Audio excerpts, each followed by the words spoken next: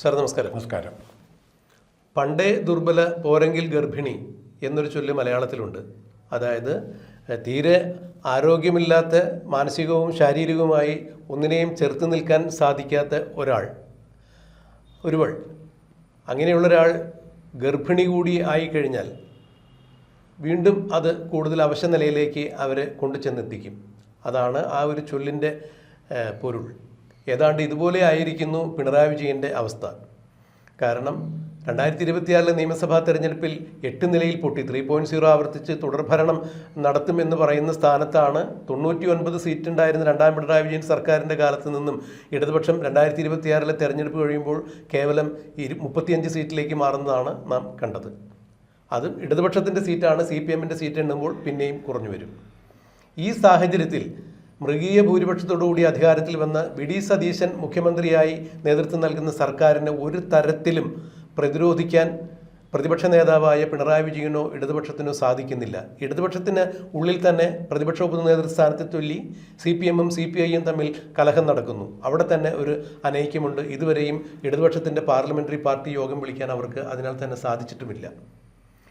ഈ സാഹചര്യത്തിൽ പിണറായി വിജയൻ വളരെ ദുർബലനാകുന്നു. തൻ്റെ കൂടി പോളിറ്റ് ബ്യൂറോവിൽ തനിക്ക് കൂടിയുള്ള വോട്ടവകാശം രേഖപ്പെടുത്തിയിട്ടാണ് കേരളത്തിലെ പ്രതിപക്ഷ നേതൃസ്ഥാനം പിണറായി വിജയൻ പിടിച്ചു വാങ്ങിയത് എന്ന് പറയുമ്പോൾ അതിലും വലിയൊരു ദയനീയാവസ്ഥ ഒരു രാഷ്ട്രീയക്കാരന് ഇനി ഉണ്ടാകാനില്ല എന്ന് തന്നെയാണ് രാഷ്ട്രീയ നിരീക്ഷകർ ചൂണ്ടിക്കാണിക്കുന്നത്. ഇവിടെ വി.ഡി. സതീശൻ 1.5 മാസം പൂർത്തിയാകുമ്പോൾ അദ്ദേഹത്തിൻ്റെ 1ാം ബജറ്റ് സമ്മേളനം കഴിയുന്നു. നിയമസഭ അനിശ്ചിതകാലത്തേക്ക് പിരിയുന്ന സാഹചര്യത്തിൽ പരിണിതപ്രജ്ഞനായ ഒരു മുഖ്യമന്ത്രിയെ പോലെ തന്നെയാണ് വി.ഡി. സതീശൻ പെരുമാറുന്നത് കണ്ടത്. 1ാം ബജറ്റിൽ അവതരിപ്പിച്ച പല വിഷയങ്ങളും വി.ഡി. സതീശനെ ഒളിയമ്പെയ്ത് വീഴ്ത്താൻ പ്രതിപക്ഷ നേതാവിൻ്റെ ശുഷ്കമായ അസ്ത്രങ്ങൾക്ക് സാധിച്ചില്ല. ആ ഞാണൊലികൾക്ക് അല്ലെങ്കിൽ ആ ഞാണിന് ബലം പോരായിരുന്നു അതിൽ നിന്ന് തൊടുത്തുവിട്ട അസ്ത്രങ്ങൾ ലക്ഷ്യത്തിലെത്തിക്കാൻ എന്നുള്ളതാണ് മനസ്സിലാക്കാൻ കഴിയുന്നത്. ഇവിടെയാണ് ആദ്യം പറഞ്ഞതുപോലെ പണ്ടേ ദുർബല പോരെങ്കിൽ ഗർഭിണി എന്ന രീതിയിൽ പിണറായി വിജയൻ മാറിയത്. PM ശ്രീ പദ്ധതിയിൽ അത് പിണറായി വിജയൻ്റെ കാലത്ത് ഒപ്പുവെച്ചതാണ്. പിന്നീട് CPI-യുടെ പ്രതിഷേധത്തെ തുടർന്ന് താൽക്കാലികമായി മരവിപ്പിക്കുന്നതായി എഴുത്തയച്ചു എന്നാണ് പറയുന്നത്. അതിനോടകം തന്നെ കേരള സർക്കാർ പിണറായി വിജയൻ കേന്ദ്ര സർക്കാരിൽ നിന്ന് പണം പറ്റിയിട്ടുണ്ടായിരുന്നു. പിന്നീട് വീര്യം കുറഞ്ഞ മദ്യത്തിൻ്റെ നികുതി ഇളവിനെക്കുറിച്ച് വി.ഡി. സതീശനെ പ്രതിരോധിക്കാൻ വേണ്ടി കൊണ്ടുവന്ന ഒരു പ്രമേയത്തിൽ വി.ഡി. സതീശൻ പിണറായി വിജയൻ സർക്കാരിൻ്റെ കാലത്തെ രേഖകൾ ഉദ്ധരിച്ചുകൊണ്ട് പിണറായി വിജയൻ സർക്കാരിൻ്റെ കാലത്തെ ആദ്യത്തെ എക്സൈസ് വകുപ്പ് മന്ത്രിയായിരുന്ന MP ഗോവിന്ദനാണ് ബക്കാഡിയുമായി പോയി കണ്ട് സംസാരിച്ച കാര്യങ്ങൾ ആദ്യം ഇത്തരത്തിലുള്ള കാര്യങ്ങൾക്ക് നാന്ദി കുറിച്ചത് എന്ന് വി.ഡി. സതീശൻ പറയുന്നു. അതിനുശേഷമായിരുന്നു വിഴിഞ്ഞം തുറമുഖത്തിൻ്റെ കാര്യത്തിൽ. അപ്പോൾ ഈ എല്ലാ കാര്യത്തിലും പിണറായി വിജയൻ താഴെ വീണ് കിടക്കുന്ന ഒരു യോദ്ധാവിനെ പോലെയാണ്.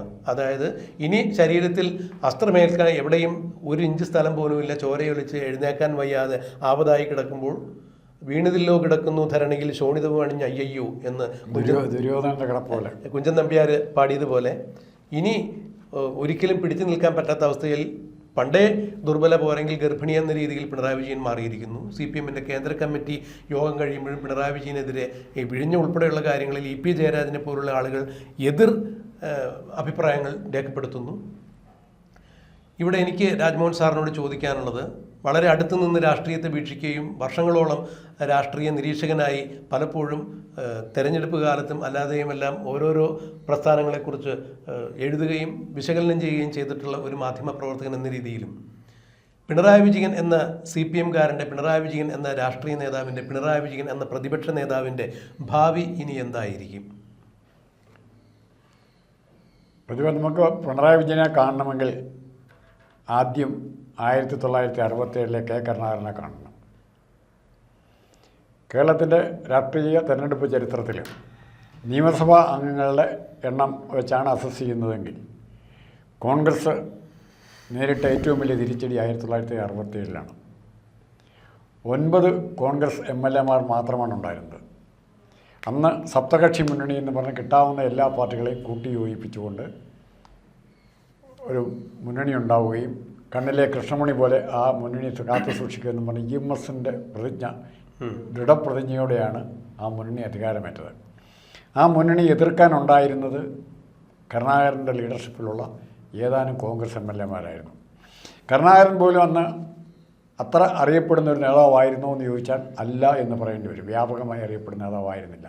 അന്നത്തെ ഉള്ളവരിൽ മെച്ചം ഭേദം എന്നുള്ള നിലയിൽ കരുണാകരൻ ലീഡറായിട്ട് നിയമസഭാ കക്ഷി നേതാവായിട്ട് മാറുകയാണ്. ഈ കരുണാകരൻ്റെ നേതൃത്വത്തിൽ ആ 9 MLA നിയമസഭയിൽ കാട്ടിയ പോരാട്ടം, കാഴ്ചവെച്ച പോരാട്ടം കോൺഗ്രസ്സിന് ശക്തി കൊടുത്തു. കോൺഗ്രസിൻ്റെ പോഷക സംഘ യൂത്ത് കോൺഗ്രസിനെ KICന് ശക്തി കൊടുത്തു. അങ്ങനെയാണ് ഇത് കോൺഗ്രസ് വീണ്ടും ഇന്ന് നിൽക്കുന്ന ശക്തി പോലും ആർജിച്ചെടുത്തത്. ആന്തരിക ശക്തി കോൺഗ്രസിന് ലഭിച്ചത് 67 നടത്തിയ പോരാട്ടങ്ങളിലൂടെയാണ്, കരുണാകരനിലൂടെയാണ്. അന്നത് ഏറ്റവും വലിയ പ്രത്യേകത 67 ഈ തകർച്ച ഉണ്ടാകുന്ന സമയത്ത് കോൺഗ്രസ്സിന് അഖിലേന്ത്യാ തലത്തിൽ ഇന്ദിരാഗാന്ധി എന്ന് പറഞ്ഞ നേതാവുണ്ടായിരുന്നു നയിക്കാൻ. ഇന്ന് CPMന് പക്ഷേ പറ്റിയിരിക്കുന്നത് എല്ലാം തകർന്നടിഞ്ഞ ഒരു സംവിധാനമായി സംഘടന ഇവർ നശിപ്പിച്ചു. കേരളത്തിലുള്ള സംഘടനയെ മുഴുവൻ ഒരു വെറും ചേറ്റുപട്ടാളമായിട്ടല്ല, ചാവർ പട്ടാളമായിട്ടല്ല, ചെകുവര പട്ടാളമായിട്ട്, മുദ്രാവാക്യം വിളി തൊഴിലാളികളായിട്ട് മാറ്റിയെടുത്തു. അത് ആർഷോയാണെങ്കിലും റഹീമാണെങ്കിലും ഷിജു ഖാനാണെങ്കിലും ആരാണെങ്കിലും ഈ സ്ഥാപനത്തെ സംഘടനാപരമായി ഇല്ലാതാക്കി. അപ്പോഴൊക്കെ പിണറായി വിജയൻ കണക്കൂട്ടുന്ന സംഘടന വേണ്ട, ഞാൻ മതി, എൻ്റെ വ്യക്തിപ്രഭാവം മതി, ഞാൻ എൻ്റെ വോട്ട് എൻ്റെ ഫോട്ടോ കണ്ടാൽ, എൻ്റെ പടം കണ്ടാൽ ജനം ഓടി ഓടി ഓടി വരും, എനിക്ക് വോട്ട് ചെയ്യും. അപ്പോൾ പിണറായി വിജയൻ മനസ്സിൽ കണ്ടത് കരുണാകരനെ കണ്ടു, അതുപോലെ തന്നെ അച്യുതാനന്ദനെ കണ്ടിരുന്നു. ഏത് പ്രതികൂല പരിസ്ഥിതിയിലും CPMലേക്ക് വോട്ട് ആകർഷിക്കാൻ ആർക്ക് പറ്റുമായിരുന്നു? VS അച്യുതാനന്ദന് പറ്റുമായിരുന്നു. പക്ഷേ ഫലത്തിൽ ഈ 2 പേരേക്കാൾ എത്രയോ MM മണി പോലും ആകാൻ പിണറായി വിജയന് സാധിച്ചില്ല എന്നുള്ള സത്യമുണ്ട്. MM മണിക്കും വിജയനേക്കാൾ കൂടുതൽ ആൾക്കാരെ ആകർഷിക്കാൻ പറ്റുമായിരുന്നു ഉറപ്പായിട്ടും. കേരളത്തിൽ ഏറ്റവും കൂടുതൽ ക്രൗഡ് പുള്ളറായിട്ട് പിണറായി വിജയൻ ഉണ്ടായിരുന്നു എന്ന് പറയുന്ന അതിന് സമയത്ത് പോലും MM മണി ക്രൗഡ് പുള്ളർ തന്നെയായിരുന്നു. പിന്നെയുള്ള സുധാകരനായിരുന്നു. സുധാകരനെ പുറത്താക്കി, ചവിട്ടി പുറത്താക്കി. അപ്പോൾ കൊള്ളാവുന്നവരെ മുഴുവൻ ഓടിച്ചിട്ടിട്ട് പിണറായി വിജയൻ ഇന്ന് കൊണ്ടു നടക്കുന്ന അസ്ഥിപഞ്ചരം ആണ് കൊണ്ടു നടക്കുന്നത്. ഈ അസ്ഥിപഞ്ചരത്തിൻ്റെ മുതുകത്ത് കയറി പിണറായി വിജയൻ എത്ര പോകാൻ പറ്റും? താങ്കൾ ചോദിച്ച പോലെ പിണറായി വിജയന് പോരാടണമെങ്കിൽ എന്തു വേണം? ഒരു പോരാടാനുള്ള ഊർജം വേണം, ഇന്ധനം വേണം. പോരാടാനുള്ള ശക്തി എവിടെയാണ് ഉണ്ടാകേണ്ടത്? ആന്തരികമായിട്ടുണ്ടാകണം, ഇച്ഛാശക്തി ഉണ്ടാകണം. ആ ഇച്ഛാശക്തിയെപ്പറ്റി സച്ചിദാനന്ദൻ തന്നെയാണ് തോന്നുന്നത് ഒരു വാക്ക്. പിണറായി വിജയൻ്റെയൊക്കെ സ്തുതിപാഠകനാണ്. അദ്ദേഹത്തിൻ്റെ ഒരു വാക്കുണ്ട്, അദ്ദേഹത്തിൻ്റെ ഒരു രസമുള്ള ഇതുണ്ട്. പടവെട്ടിവൻ്റേതാണ് ചരിത്രം, പടക്കളത്തിൻ്റെ മുക്കിലും മൂലയിലും നിന്ന് ഊരിയിടുന്ന തെരുവ് നായ്ക്കളുടേതല്ല. പ്രിയപ്പെട്ട പിണറായി വിജയ, അങ്ങയുടെ സഹായിയായിട്ട്, അങ്ങുൾപ്പെടെ സഹായിയായിട്ട് അങ്ങയ്ക്ക് വേണ്ടി പോരാടാൻ കൂടെ വന്നിരിക്കുന്നവർ ഈ തെരുവ് നായ്ക്കളുടെ ചരിത്രം മാത്രമേ ഉള്ളൂ. പോരാടാൻ ഇവർക്കറിയത്തില്ല. പത്രസമ്മേളനം നടത്തും, വേണേൽ തെറി പറയും, മുദ്രാവാക്യം വിളിക്കും, ഫേസ്ബുക്ക് പോസ്റ്റ് നടത്തും, സൈബർ ആക്രമണം നടത്തും, കാഫിർ ഷോട്ടുകൾ ഇറക്കും. ഇങ്ങനെയുള്ള എല്ലാ വൃത്തികെട്ട തന്ത്രങ്ങളല്ലാതെ രാഷ്ട്രീയ തന്ത്രം എന്ന് പറയുന്നത് എന്താണെന്ന് അറിയത്തില്ലാത്ത ഒരു പറ്റം കോമാളികളാണ് ഇന്ന് പിണറായി വിജയൻ്റെ ആയുധമായിട്ട്. രാഷ്ട്രീയത്തോട് രാഷ്ട്രീയമായി പ്രതികരിക്കാൻ അറിയാത്ത കുറേ കോമാളികളെ ആശ്രയിച്ച് പിണറായി വിജയന് മുമ്പോട്ട് പോകാൻ പറ്റുമോ? പിണറായി വിജയൻ ഏറ്റവും നല്ലത് ആ സമയത്ത് സ്വയം മാറി നിൽക്കുക എന്നുള്ളതായിരുന്നു. ഇപ്പം അവിടെ രമേശ് ചെന്നിത്തല മാറുന്നില്ലേ, പകരമല്ലേ സതീശൻ വന്നത്? അല്ല, ഇവിടെ അങ്ങനെ ഒരു സാർ നേരത്തെ ചൂണ്ടിക്കാണിച്ചതുപോലെ ഇപ്പോൾ VS അച്യുതാനന്ദൻ അല്ലെങ്കിൽ കോൺഗ്രസിനെ സംബന്ധിച്ചിടത്തോളം കെ കരുണാകരൻ, പിന്നീട് UDF മുന്നണി ഉണ്ടാക്കിയത് കെ കരുണാകരൻ തന്നെയാണെന്നുള്ളതാണ് എൻ്റെ ഒരു ഓർമ്മ. അപ്പോൾ ഇതിലൂടെയെല്ലാം ഈ പ്രസ്ഥാനത്തെ മുന്നോട്ട് കൊണ്ടുവരാൻ ഇത്തരം ആളുകളുടെ പേരും അവരുടെ തലയും ഫോട്ടോയും എല്ലാം എങ്ങനെ ഉപയോഗിച്ചിരുന്നത് എന്ന് പറഞ്ഞതുപോലെ ഒരു പരീക്ഷണം തന്നെയായിരുന്നു 2026 LDF അല്ലാതെ മറ്റാരുണ്ട് എന്ന് പറഞ്ഞുകൊണ്ട് ഒരു ടാഗ് ലൈനോടൊപ്പം പ്രചരിപ്പിച്ചിരുന്ന ഒരേ ഒരു ഫോട്ടോ പിണറായി വിജയൻ്റേതായിരുന്നു. അങ്ങ് കാസർഗോഡ് മുതൽ പാറശാല വരെ ഉയർത്തിയ ഈ ബോർഡുകൾ പാർട്ടിയുടെ പരാജയത്തിൻ്റെ പടുകുഴിയിലേക്കുള്ള പതനത്തിന് വലിയൊരു കാരണമായി എന്ന് ചൂണ്ടിക്കാണിച്ചത് പാർട്ടിയുടെ സൈദ്ധാന്തിക മുഖം എന്ന് വിശേഷിപ്പിക്കപ്പെടുന്ന P രാജീവ് തന്നെയായിരുന്നു. അതിൽ അത്തരം പ്രചരണ പരിപാടി കൊണ്ട് പാർട്ടിക്ക് മറ്റൊരു നേതാവില്ല, അല്ലെങ്കിൽ പാർട്ടിയെ നയിക്കാൻ മറ്റാരുമില്ല എന്നുള്ളൊരു തെറ്റായ സന്ദേശമാണ് കൊടുത്തത് എന്ന് പാർട്ടിയുടെ പരാജയത്തിന് ശേഷം രാജീവ് ഉൾപ്പെടെയുള്ള ആളുകൾ തോറ്റു തൊപ്പിയിട്ട് കഴിഞ്ഞപ്പോൾ രാജീവിനത് സമ്മതിക്കേണ്ടി വന്നു. എന്തുകൊണ്ടാണ് ഇത്തരം പ്രചരണങ്ങൾ തുടങ്ങിയ സമയത്ത് രാജീവിനത് ചൂണ്ടിക്കാണിക്കാൻ പറ്റാതെ പോയത്? അല്ലെങ്കിൽ രാജീവിനെ പോലുള്ള പാർട്ടിയിലെ സൈദ്ധാന്തിക മുഖങ്ങൾക്ക്, സൈദ്ധാന്തിക സിംഹങ്ങൾക്ക് അത് താത്വികാചാര്യന്മാർക്ക് പറ്റാതെ പോയത്? അപ്പോൾ കൂടെ നിന്നിട്ട് തങ്ങൾക്ക് കിട്ടാവുന്ന നേട്ടങ്ങളെല്ലാം കിട്ടുന്നതിന് വേണ്ടി രാജാവിനെ പ്രീതിപ്പെടുത്താൻ വേണ്ടി നിൽക്കുന്ന ചില ഭടന്മാരുടെ, കുന്തക്കാരുടെ നിലപാടുകളാണ് അന്ന് അവരെ സ്വീകരിച്ചിരുന്നത് എന്ന് വേണം മനസ്സിലാക്കാൻ. എന്തായാലും ജനം കൃത്യമായി വിധി എഴുതി, ജനാധിപത്യപരമായ രീതിയിൽ വിധി എഴുതി ഒരു മാറ്റം വേണം.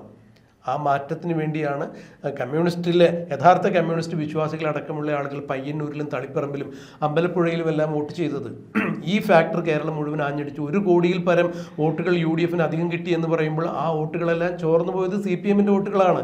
യാതൊരു സംശയവുമില്ല. BJP 3 സീറ്റ് നിയമസഭയിൽ തുറക്കാനായതും ഇടതുപക്ഷത്തിൻ്റെ സീറ്റുകൾ തന്നെയാണ്. അതാണ് ഏറ്റവും കൂടുതൽ ഞെട്ടലുളവാക്കിയത്.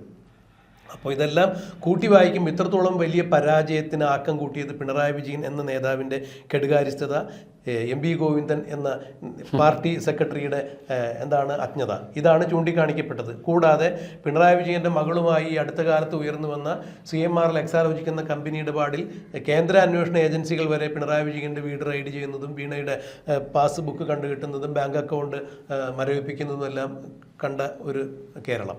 അത് ഈ തെരഞ്ഞെടുപ്പിന് ശേഷമാണ് ഉണ്ടായതെങ്കിൽ അതിന് മുമ്പായി കൊണ്ട് തന്നെ ഈ കേസുകൾ സജീവമായി 2017 മുതൽ നിലവിൽ നിൽക്കുന്ന കാര്യങ്ങൾ, അവിടെ ലാവലിൻ കേസ് ഉൾപ്പെടെയുള്ള കേസുകൾ. അപ്പോൾ പാർട്ടിയുടെ പ്രതിച്ഛായ നഷ്ടപ്പെടുത്തുന്നതിൽ, സാധാരണക്കാരായ പാർട്ടി അണികളിൽ നിന്ന്, പ്രവർത്തകരിൽ നിന്ന് ഈ പാർട്ടി അകറ്റുന്നതിൽ പിണറായി വിജയന് വലിയ പങ്കുണ്ട് എന്ന തരത്തിൽ CPM അവലോകന യോഗങ്ങൾ തന്നെ റിപ്പോർട്ട് ചെയ്യുന്ന സാഹചര്യത്തിൽ ഇനിയും പിണറായി വിജയനെ വച്ചുകൊണ്ട് മുന്നോട്ട് പോകേണ്ടതില്ല എന്നുള്ളൊരു തീരുമാനത്തിലേക്ക് പാർട്ടിയുടെ കേന്ദ്ര നേതൃത്വം, അങ്ങനെയൊരു തീരുമാനത്തിലേക്ക് അവർ അലിഖിതമായൊരു തീരുമാനം കൈക്കൊണ്ടിരിക്കുന്നു, അനൗപചാരികമായ തീരുമാനം കൈക്കൊണ്ടിരിക്കുന്നു. അതിൻ്റെ പ്രതിസ്ഫുരണം തന്നെയാണ് EP ജയരാജനിൽ നിന്നും KK ശൈലജയിൽ നിന്നും ജയരാജന്മാരിൽ നിന്നും എല്ലാം ഉണ്ടായിരിക്കുന്നത് എന്ന് വേണം മനസ്സിലാക്കാൻ. MA ബേബിയും ഏതാണ്ട് ഇതുപോലെ തന്നെയുള്ളൊരു തീരുമാനത്തിലേക്ക് നീങ്ങുന്നു. അങ്ങനെയെങ്കിൽ 3 വർഷം കൂടുമ്പോഴാണ് CPM കേന്ദ്ര കമ്മിറ്റി എന്നാണ് ഞാൻ മനസ്സിലാക്കുന്നത്, സംസ്ഥാന കേന്ദ്ര കമ്മിറ്റിയുടെ ഔപചാരികമായ സമ്മേളനം നടക്കുന്നത്.